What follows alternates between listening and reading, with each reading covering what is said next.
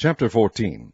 At that time Abijah the son of Jeroboam fell sick, and Jeroboam said to his wife, Arise, I pray thee, and disguise thyself, that thou be not known to be the wife of Jeroboam, and get thee to Shiloh. Behold, there is Ahijah the prophet, which told me that I should be king over this people.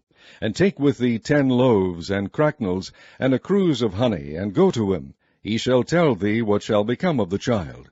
And Jeroboam's wife did so, and arose, and went to Shiloh, and came to the house of Ahijah. But Ahijah could not see, for his eyes were set by reason of his age.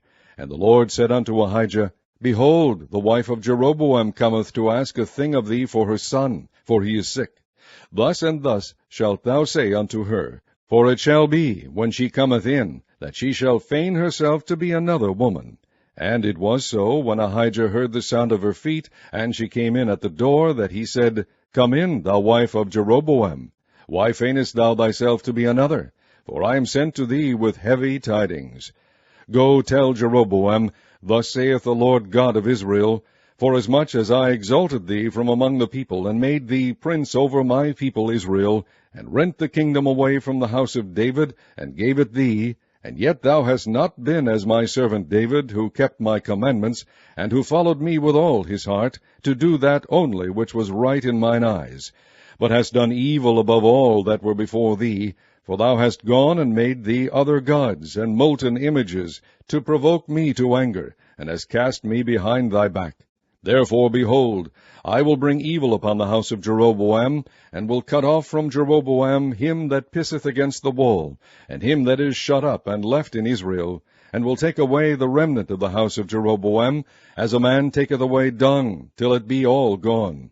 Him that dieth of Jeroboam in the city shall the dogs eat, and him that dieth in the field shall the fowls of the air eat, for the Lord hath spoken it.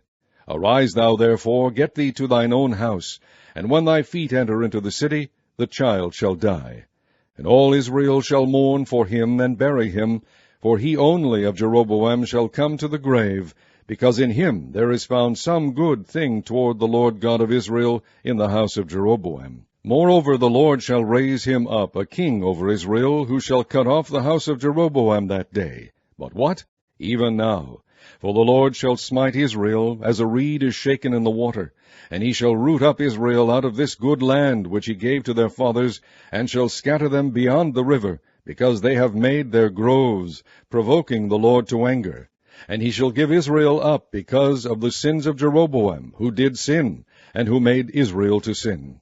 And Jeroboam's wife arose and departed, and came to Tirzah, and when she came to the threshold of the door, the child died. And they buried him, and all Israel mourned for him, according to the word of the Lord, which he spake by the hand of his servant Ahijah the prophet. And the rest of the acts of Jeroboam, how he warred, and how he reigned, behold, they are written in the book of the chronicles of the kings of Israel. And the days which Jeroboam reigned were 22 years, and he slept with his fathers, and Nadab his son reigned in his stead. And Rehoboam the son of Solomon reigned in Judah. Rehoboam was 41 years old when he began to reign, and he reigned 17 years in Jerusalem, the city which the Lord did choose out of all the tribes of Israel, to put his name there. And his mother's name was Naamah, an Ammonitess. And Judah did evil in the sight of the Lord, and they provoked him to jealousy with their sins which they had committed, above all that their fathers had done. For they also built them high places and images and groves on every high hill, and under every green tree. And there were also Sodomites in the land, and they did according to all the abominations of the nations which the Lord cast out before the children of Israel. And it came to pass in the 5th year of King Rehoboam that Shishak king of Egypt came up against Jerusalem.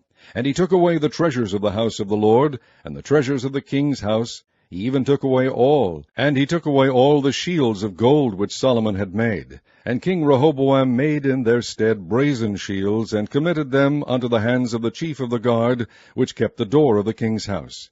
And it was so, when the king went into the house of the Lord, that the guard bare them, and brought them back into the guard chamber. Now the rest of the acts of Rehoboam, and all that he did, are they not written in the book of the chronicles of the kings of Judah? And there was war between Rehoboam and Jeroboam all their days. And Rehoboam slept with his fathers, and was buried with his fathers in the city of David. And his mother's name was Naamah, an Ammonitess. And Abijam his son reigned in his stead.